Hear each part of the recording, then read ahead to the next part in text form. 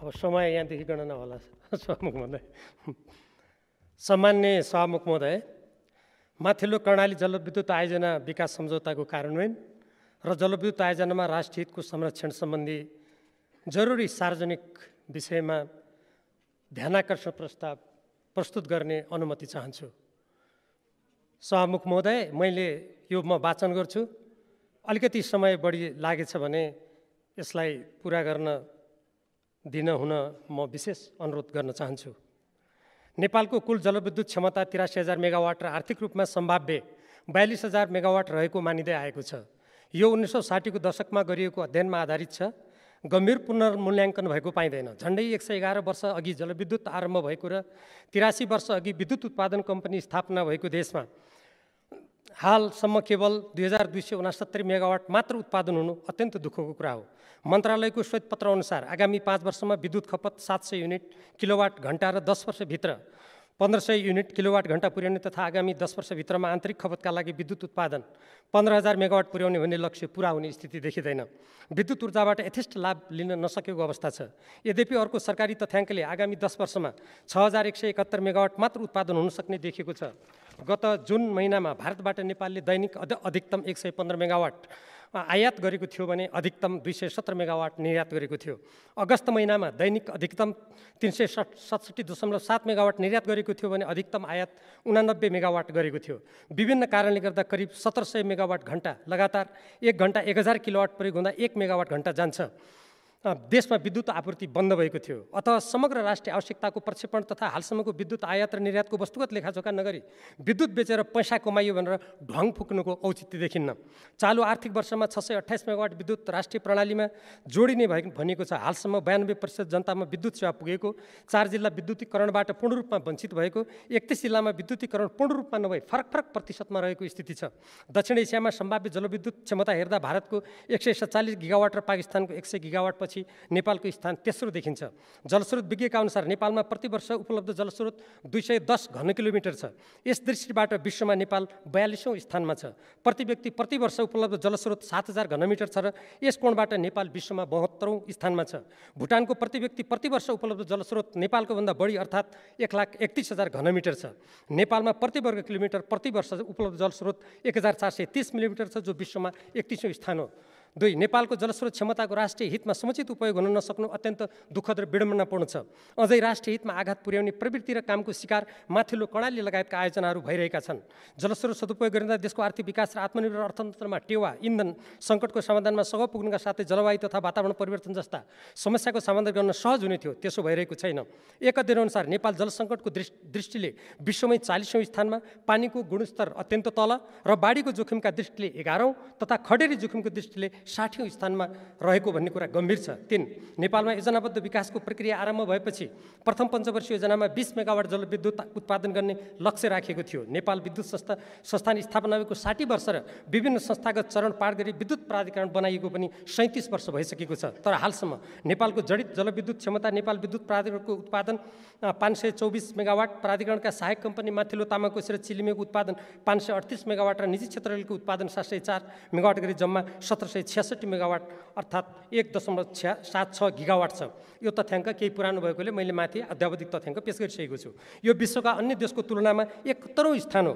छिमेकी भारतको जडित विद्युत क्षमता 40 गिगावाट र चीनको विश्वमा नै सर्वाधिक 311 गिगावाट रहेको छ। आर्थिक वर्ष 2077-78 मा नेपालमा प्रति व्यक्ति विद्युत खपत 325 किलोवाट घण्टा थियो। गत आर्थिक वर्षमा प्रति व्यक्ति विद्युत खपत 350 किलोवाट घण्टा भई प्रति व्यक्ति विद्युत खपत 260 किलोवाट घण्टा थियो। लक्ष्य अनुसार विद्युत खपत बढ्न नसकेको कुरा स्वयं मन्त्रालयले नै स्वीकार गरेको छ। विद्युत प्रयोग गर्न सकिने ठाउँमा पेट्रोल, डिजल, ग्यास लगायतका इन्धन प्रयोग भइरहेका छन्।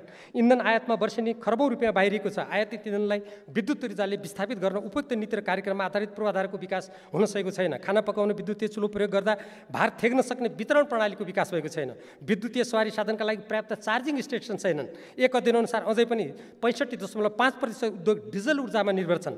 उद्योगको माग अनुरूप प्रसारण लाइन बनाएर विद्युत आपूर्ति गरिएको छैन। यसबाट विद्युतको हालको उच्च माग 1885 मेगावाट भनिए पनि देशको विकास र आवश्यकता अनुसार विद्युतीकरणका लागि बढी विद्युत आवश्यक देखिन्छ। विज्ञहरूका अनुसार भारतको प्रति व्यक्ति विद्युत खपत 1200 युनिट छ र नेपालले त्यस स्थितिमा पुग्न 7000 मेगावाट विद्युत उत्पादन गर्नुपर्छ। भुटानको प्रति व्यक्ति विद्युत खपत 2800 युनिट छ र त्यस स्तरमा पुग्न नेपालले नेपालले झन्डै 17,000 मेगावाट विद्युत उत्पादन गर्नुपर्छ। अन्य विकसित देशहरूसँग त तुलना गरेर साध्य नै छैन। नेपालको हालको प्रति व्यक्ति विद्युत खपतलाई यत्तिकै कायम राखेर केवल विद्युत विदेश निर्यात गर्ने कुरामा जोड दिने हो र?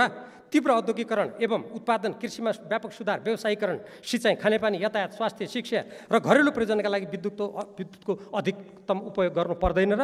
यसो नगरी संविधानमा उल्लेख भए चाहिँ समृद्ध र आत्मनिर्भर राष्ट्रिय अर्थतन्त्रको विकास कसरी हुन सक्छ? 4.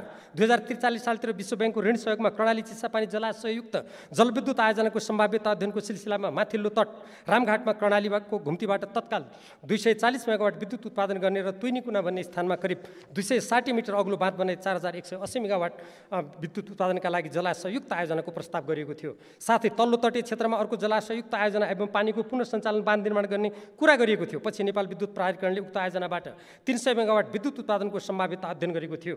यही आयोजनालाई आजभन्दा 14 वर्ष अघि 2064 साल माघ 10 गते नेपाली काङ्ग्रेसका सभापति गिरिजाप्रसाद कोइरालाको प्रधानमन्त्रीत्व कालमा भारतीय जिएमआर संलग्न भारतीय, इटालियन र थाई सम्मिलित संयुक्त कम्पनीसँग समझदारी पत्र हस्ताक्षर गरिदिइयो। समझदारी पत्रमा जिएमआरलाई सबै कागजपत्र तथा 8 करोड रुपियाँ उपलब्ध गराउने सहमति गरियो। आयोजनामा नेपाल विद्युत प्राधिकरणको निःशुल्क 27% हिस्सा रहने तथा जिएमआर कम्पनीले सर्वेक्षण अनुमति पाएको 2.5 वर्षभित्र वित्तीय व्यवस्थापन र 4.5 वर्षमा आयोजना निर्माण गर्नुपर्ने प्रावधान राखियो। निर्धारित समयभित्र काम नभएमा समझदारी भङ्ग हुने भन्ने सहमति विपरीत 6 वर्षपछि पुनः 2070 साल मङ्सिर 21 गते अर्थात् डिसेम्बर 6, 2013मा काम चुनावी मन्त्री परिषदका अध्यक्ष खिलराज रेग्मीको पालामा लगानी बोर्डको संहितामा कथित पूरक समझदारी पत्रमा हस्ताक्षर गरी आयोजनाबाट 500 मेगावाट बढी विद्युत उत्पादन गर्ने सहमति जनाई 7 सदस्यीय आयोजना विकास सम्झौता समिति बनाइयो। काम चलाउ चुनावी सरकारबाट उक्त रकम कसैको प्रभावको छायामा गरिएको प्रतीत हुन्छ। नेपाल सरकारले उक्त कम्पनीलाई सर्वेक्षण अनुमति दिएपछि 2067 सालको आरम्भ अप्रिल 2010मा विस्तृत परियोजना प्रतिवेदन ऊर्जा मन्त्रालयमा बुझाइयो। 300 मेगावाटको भनी सार्वजनिक सूचनाद्वारा जिएमआर कम्पनीलाई दिएको माथिल्लो कर्णाली जलविद्युत आयोजनामा बिना सार्वजनिक सूचना 900 मेगावाट उत्पादन गर्ने स्वीकृति दिइयो। पहिले नै प्रस्तावित 4180 मेगावाटको आयोजनाको भविष्य के हुने बारेमा रहस्यमय मौनता साधियो। 5. नेपालको राजनीति अस्थिर हुनुका साथै शान्ति प्रक्रिया तथा नयाँ संविधान निर्माणको गम्भीर चरण तथा संविधान सभामा नयाँ संविधानबारे गम्भीर बहस भइरहेको बेला नेपालको संविधान घोषणा हुनु 1 वर्ष अगावै नेपाली काङ्ग्रेसका सभापति सुशील कोइराला प्रधानमन्त्री रहनुभएको समयमा 2071 साल असोज 3 गते अर्थात् 19 सेप्टेम्बर 2014मा नेपाल सरकारको तर्फबाट लगानी बोर्डले जिएमआर माथिल्लो कर्णाली जलविद्युत कम्पनीसँग आयोजना विकास सम्झौता गर्यो। पहिलेको समझदारी पत्रमा उल्लेखित कतिपय शर्तहरू परियोजना विकास सम्झौतामा परिवर्तन गरेर नेपालको हित प्रतिकूल राखियो। एकातर्फ माथिल्लो कर्णालीबाट नेपालले 12% विद्युत निःशुल्क प्राप्त गर्ने आकर्षक प्रचार गरियो भने अर्कोतर्फ राष्ट्रिय प्रसारण लाइनमा जोडिने विद्युत आयोजनालाई दिने प्रति मेगावाट रु 50 लाख जिएमआर कम्पनीले सञ्चालन गर्ने निर्यातमुखी आयोजनालाई पनि दिने तथा विद्युत उत्पादनमा 10 वर्षसम्म कर छुट र त्यसपछि 5 वर्षमा 50% कर छुट दिने प्रावधान राखियो। उत्पादित विद्युतलाई राष्ट्रिय प्रसारण लाइनमा नजोडिने सहमति गरियो।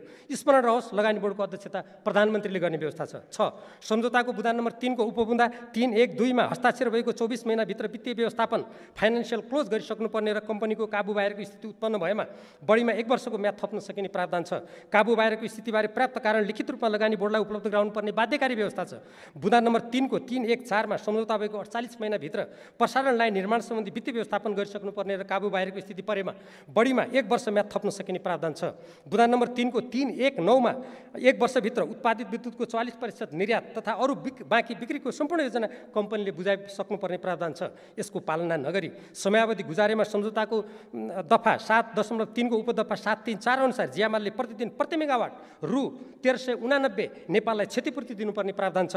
सोही प्रावधानमा म्याद थप गरी आयोजना निर्माणको लागि दिइने अतिरिक्त समयावधि 4 वर्ष 6 महिनाभन्दा बढी हुने छैन भनिएको छ। तर सम्झौता भएपछि 93 महिना अर्थात् 7 वर्ष 9 महिना बिताएर जिएमआर कम्पनीले सम्झौताको उल्लङ्घन गरेको छ। यसो गरे बापत जिएमआरले कम्तीमा करिब 2 अर्ब रुपियाँ नेपाललाई क्षतिपूर्ति तिर्नुपर्ने हो। तर सरकार सम्झौता विपरीत जिएमआर कम्पनीकै स्वार्थ साधन गरिरहेको देखिन्छ। यसो गर्नु नेपालको राष्ट्रिय हित, स्वाभिमान, सम्झौता र कानुन विपरीत हुन्छ। 7. माथिल्लो कर्णाली जलविद्युत आयोजना अलपत्र पारेर 14 वर्षको समय खेर गएको मात्र होइन, आयोजनाको लागत समेत बढ्नेछ। नेपालका अति कम विकसित प्रदेश कर्णाली र सुदूरपश्चिममा रहेको तथा लागत र निर्माण दुवै दृष्टिबाट अत्यन्त राम्रो माथिल्लो कर्णाली जलविद्युत आयोजनामा नेपाली काङ्ग्रेसकै सभापति रहनुभएका प्रधानमन्त्रीले गरेको सम्झौता सोही दलका सभापति समेत रहनुभएका प्रधानमन्त्री शेरबहादुर देउवाले उल्लङ्घन गर्दा नेपालको हितमा आघात पुगिरहेको छ भने विदेशी कम्पनीको नाजायज स्वार्थ पूर्ति भइरहेको छ। भारतद्वारा प्रसारण लाइनमा कुनै सहमति नभई जिएमआर कम्पनीले कहिले बङ्गलादेशले विद्युत किन्ने सहमति जनाएको भन्दै भ्रम सृजना गर्ने र कहिले अनुमति पत्र अरूलाई बेच्ने प्रयास गर्दै आएको छ। हालै माथिल्लो कर्णाली आयोजनाको ठूलो हिस्सा इलेक्ट्रिसिटी द फ्रान्स भन्ने कम्पनीलाई जिएमआरले बेच्न सहमति गरी एउटा 5 तारे होटलमा भोजको आयोजना गरेको कुरा सार्वजनिक भएको छ। यसरी आयोजना बेच्ने अधिकार जिएमआरले कहाँबाट पायो? यो सम्झौताको ठाडो उल्लङ्घन हो। भारतसँग गम्भीर वार्ता र सहमति नगरी बङ्गलादेशमा विद्युत निर्यातको सहमति भयो भन्नु जनतालाई झुक्क्याउने चाल मात्र ठहरिन्छ। यसरी जिएमआर कम्पनीले माथिल्लो कर्णाली जलविद्युत आयोजनालाई निर्माण नगरी लामो समयसम्म ओगट्दै सम्झौताको उल्लङ्घन गरी नेपाललाई क्षति पुर्याउनुको साथै राष्ट्रिय हितमा आँच पुर्याएकोले सम्झौता तत्काल खारिज गरियोस्। उक्त आयोजनालाई जनसहभागिता र नेपाल सरकारको लगानीमा अगाडि बढाइयोस्। 8 नेपालको सबैभन्दा राम्रो र उत्पादित विद्युतको मूल्य तुलनात्मक रूपमा कम हुने माथिल्लो कर्णाली जलविद्युत आयोजनामा सम्झौता विपरीत वित्तीय व्यवस्थापनको म्याद फेरि थपिनु आपत्तिजनक छ। सम्झौता बमोजिम जिएमआरसँगको सम्झौता रद्द गरी उक्त आयोजनालाई अनिश्चयको भुमरीमा पर्नबाट जोगाइयोस्। नेपाल सरकार आफैले जनताको सहभागिता समेतबाट वित्तीय व्यवस्थापन गरी माथिल्लो कर्णाली आयोजनाको काम अघि बढाओस्। कुनै एउटा विदेशी कम्पनीका सामु नझुकी सम्झौताका शर्तहरू पालन गर्न लगाई राष्ट्रिय हितको संरक्षण गरियोस्। साथै बुढी गण्डकी जलविद्युत आयोजना बिना प्रतिस्पर्धा चिनिया कम्पनीलाई दिएको भनेर सहमति रद्द गर्ने, तर पश्चिम सेती बिना प्रतिस्पर्धा भारतीय कम्पनीलाई सुम्पने दोहोरो मापदण्डबाट नेपाललाई पर्न सक्ने असरप्रति ध्यान दिइयोस्। 9 2071 साल साउन 9 र 10 गते अर्थात् जुलाई 25 र 26 काठमाडौँमा सम्पन्न नेपाल भारत संयुक्त आयोगको बैठकको निर्णयको बुँदा नम्बर 55 माथिल्लो मर्स्याङ्दी जलविद्युत आयोजना अगाडि बढाउने भन्ने सहमति विपरीत जिएमआर कम्पनीले आयोजनालाई 3 अर्ब रुपियाँमा चिनिया कम्पनीलाई बेचेर नेपालमाथि थप अनावश्यक व्यवहार थोपर्ने काम गरेको तथ्य यतिखेर स्मरणीय छ। माथिल्लो तटीय राष्ट्र नेपालमा बनाइने बाँध वा जलाशयुक्त परियोजनाबाट विद्युत निकाल्ने मात्र नभई तल्लो तटीय भारतले सिँचाइमा खानेपानीमा लिने लाभको समेत हिसाब गर्नुपर्छ। प्रधानमन्त्री देउवाले भारत भ्रमणको बेला भारतले जलस्रोतबारे अगाडि सारेको जलविद्युत सहयोगबारे दूरदृष्टिमा हस्ताक्षर गरी नेपालको जलस्रोत केवल जलविद्युत उत्पादनको लागि मात्र भएको भन्ने अर्थ लाग्न सक्ने हुँदा नेपालको जलाशययुक्त जलविद्युत आयोजनाको बादमा सङ्कलन हुने पानी तल्लो तटीय देश भारतले हिउँदको समयमा खानेपानी र कृषिका लागि प्रयोग गर्दा नेपालले पाउनुपर्ने मूल्यको हिसाब गर्नुपर्ने गरी नेपाल सरकारले वार्ता गर्नुपर्छ। प्रस्तावित 700 मेगावाट 750 मेगावाट पश्चिम सेती सम्मान्य सभामुख महोदय, मैले यसलाई अहिले टुङ्ग्याउँछु। म अहिले विशेष त्यसको लागि अनुमतिको लागि अनुरोध गर्छु, धेरै छैन। प्रस्तावित 750 मेगावाट पश्चिम सेती जलाशययुक्त जलविद्युत परियोजनालाई 2069 साल जेठ 13 गते लगानी बोर्डको मातहतमा ल्याइएपछि 400 केबी क्षमताको 150 किलोमिटर प्रसारण लाइन निर्माण गर्न भारतबाट ऋण लिने तथा 450 मेगावाट क्षमताको सेती नदी 6मा पनि बिना प्रतिस्पर्धा भारतलाई नै दिने निर्णय सरकारले गरेको छ। परियोजनाको निर्माण गर्दा बजाङको देउरा बजार सहित माथिल्लो तटीय क्षेत्र डुबाउन पर्ने देखिन्छ, तर तल्लो तटीय भारतले लिने लाभको कुनै हिसाब गरिएको छैन। यहाँ आयोजना भारतका प्रधानमन्त्री नरेन्द्र मोदी गत महिना लुम्बिनी भ्रमणमा आउनुभएको बेला भएको सहमति अनुरूप NHPC national hydroelectric power कर्पोरेसनको जिम्मा लगाइएको भनिएको छ। भारत सरकारको वा उसले चाहेको कम्पनीको लगानी बाहेकका देश र कम्पनीले निर्माण गरेको जलविद्युत आयोजनाको विद्युत भारतले नकिन्ने नीति प्रकारान्तरले गठबन्धन सरकारले स्वीकार गर्नु राष्ट्रिय स्वतन्त्रता, सार्वभौमसत्ता र हित विपरीत छ। यस्तो गलत सहमतिबाट नेपाल बाहिर आउनुपर्छ, अन्यथा नेपालले स्वतन्त्र राष्ट्रका रूपमा जलविद्युत उत्पादन र बिक्री गर्न नसक्ने खतरनाक स्थिति उत्पन्न हुन सक्छ। पश्चिम सेती जलाशययुक्त जलविद्युत आयोजनाले विद्युत सँगसँगै वर्षातमा बाढी नियन्त्रण हिउँदमा थप पानी उपलब्ध गराउँछ। यस परियोजनामा करिब 195 मिटर अग्लो बाँधको जलाशयले नेपालको झण्डै 2000 हेक्टर जमिन सधैँ डुबाउनमा पर्छ। वर्षातको पानी सञ्चय गरी सालाखाला 100 क्युमेक्स घनमिटर प्रति सेकेन्ड पानी हिउँदमा उपलब्ध गराउँछ। उक्त पानी कर्णाली नदी हुँदै भारतीय भूमिमा सिँचाइको लागि पानीको खाँचो भएको याममा पुग्छ। यस्तो पानी सित्तैमा भारतलाई दिन मिल्दैन र नेपालले त्यसको मूल्य पाउनुपर्छ। यसो गर्नु अन्तर्राष्ट्रिय कानुन र अभ्यास सम्मत हुन्छ। पश्चिम सेती आयोजनाको तल्लो तटीय क्षेत्रमा नेपालभित्रै रानी जमरा कुलेरिया सिँचाइ आयोजना पनि भएकोले पश्चिम सेतीको बाँधले नियमन गरेको पानी यही प्रयोग गर्न सकिन्छ भन्ने तर्क पनि आउन सक्छ। तर उक्त सिँचाइ आयोजना करिब 100 वर्ष अगाडि नै नेपाली किसानहरूले निर्माण गरेका हुन् र हाल यसमा स्तर उन्नति हुँदैछ। मूल नहरले कर्णाली नदीको दायाँ किनारको प्रवेशबाट पानी पाउँछ। मूल नहरको संरचनाको अधिकतम क्षमता 100 क्युमेक्स प्रति घनमिटर प्रति सेकेन्ड छ। कर्णाली नदीको न्यूनतम प्राकृतिक बहाव नै 300 क्युमेक्स हो। तसर्थ पश्चिम सेती आयोजनाबाट प्राप्त हुने पानी यस सिँचाइमा प्रयोग नहुने प्रष्ट देखिन्छ। 10 नेपाल सरकारले अरुण चौथो जलविद्युत आयोजना निर्माण गर्न नेपाल विद्युत प्राधिकरणलाई अधिकार दिएकोमा नेपाल सरकारको कुनै औपचारिक निर्णय र अन्तर्राष्ट्रिय प्रतिस्पर्धा बिना प्राधिकरणका प्रमुखले प्रधानमन्त्री देउवाको निर्देशनमा भारतलाई ठूलो हिस्सा बिक्री गर्ने सहमति भारतीय प्रधानमन्त्रीको लुम्बिनी भ्रमणको बेला गर्नुभएको छ। के यो नेपालको हित अनुकूल भयो त? एकातर्फ देशले वर्षमा 800 मेगावाटसम्म भारतबाट विद्युत ऊर्जा प्रति युनिट 32 रुपियाँसम्म खर्च गरेर किन्ने तथा महँगोमा विद्युत आयात गर्ने, सस्तोमा निर्यात गर्ने, अर्कोतर्फ देशमा विद्युत ऊर्जाको मध्यकालीन र दीर्घकालीन आवश्यकताको वस्तुगत लेखाजोखा एवं प्रक्षेपण नगरी विद्युत ऊर्जा बढी भएको हल्ला फिजाएर देशका रणनीतिक महत्त्वका नदीनालाहरू विदेशीको हातमा सुम्पने गलत नीति परित्याग गरियोस्। देशका लागि वर्तमान र भविष्यको यथार्थ आवश्यकतालाई प्राथमिकता दिइयोस्। 2071 साल साउन 9 देखि 11 गते अर्थात् जुलाई 25 देखि 27 2014 मा तत्कालीन भारतीय विदेश मन्त्री सुषमा स्वराजको भ्रमणको बेला जारी संयुक्त वक्तव्यको बुँदा नम्बर 17 मा पञ्चेश्वर बहुद्देश्य योजनाको विस्तृत परियोजना प्रतिवेदन बनाउने भनेको थियो, तर अहिलेसम्म बनेको छैन। 2052 साल माघ 29 गते भएको महाकाली नदीको एकीकृत विकास सम्बन्धी सन्धि भएको 26 वर्ष भयो।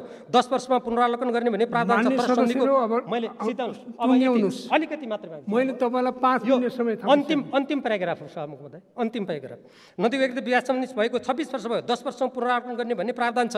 तर सन्धिको न पुनरावलोकन भएको छ न सन्धि अनुसार काम नै भएको छ। उल्टै गठबन्धन सरकारका प्रधानमन्त्री शेरबहादुरबाट पश्चिम सेती र सेती 6 बिना प्रतिस्पर्धा भारतीय कम्पनीलाई सुम्पने काम गरिएको छ। यस सम्बन्धमा राष्ट्रिय हितलाई सर्वोपरि राख्दै निर्णयको दुविधाको अन्त्य गरियोस्।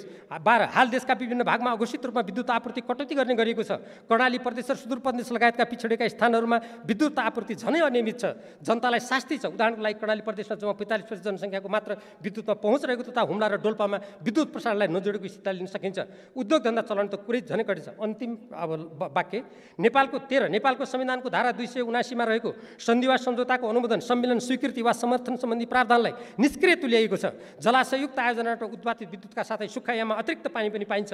पानी प्राकृतिक स्रोत भएकोले यस सम्बन्धी सम्झौता दुवै सदनको 2/3 बहुमतले संसदबाट नै पारित हुनुपर्छ। अत नेपालको संविधान अनुसार विदेशसँग गरिने सन्धि सम्झौताको अनुमोदन, सम्मेलन, स्वीकृति वा समर्थनका सम्बन्धमा सङ्घीय कानुन बमोजिम हुने भनेकोले तुरन्तै यो कानुन ल्याइयोस्। यस्तो संवैधानिक प्रावधान नेपाल जस्तो संवेदनशील भूराजनीतिक अवस्थितिमा रहेको देशमा प्राकृतिक स्रोतहरूको सदुपयोग देशको हितमा हुन सकोस् भनेर नै गहन छलफल प्रस्ताव संविधानमा राखेको सबैले स्मरण गरौँ। सम्माननीय सभामुख महोदय, प्रस्तुत ध्यानाकर्षण प्रस्तावका सम्बन्धमा सम्मानित प्रतिनिधि सभाका सम्माननीय सभामुखबाट नेपाल सरकारलाई आवश्यक निर्देशन हुन तथा सम्पूर्ण माननीय सदस्यहरूको गम्भीर चासो, सरोकार तथा समर्थनका लागि हार्न अनुरोध गर्दछौँ। यसमा प्रश्नकर्ता 2 जना मान्यहरू काठमाडौँ बाहिर रहनुभएको हुनाले उहाँले भनिदिनु भन्नुभएको छ। समय दिनुभएकोमा धन्यवाद।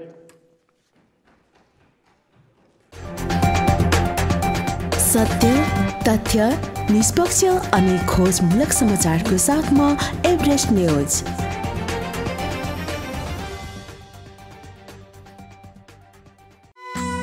चौरासको गाउँमा रमाइलो ठाउँमा चर्कुने चौतारी। तपाईँ कलासँग जोडिन चाहनुहुन्छ वा सञ्चार क्षेत्रमा रमाउन चाहनुहुन्छ, आउनुहोस् हामीसँग। गीत रेकर्डिङ, म्युजिक भिडियो, वृत्तचित्र, चलचित्र निर्माण, समाचार सङ्कलनदेखि सम्प्रेषणसम्म।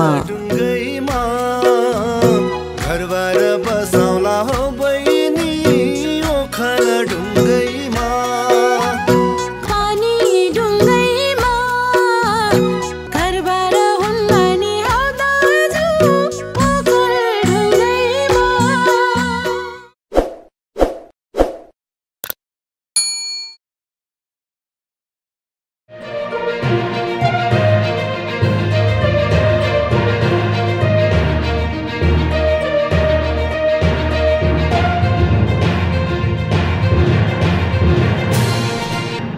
तपाईँ हेर्दै हुनुहुन्छ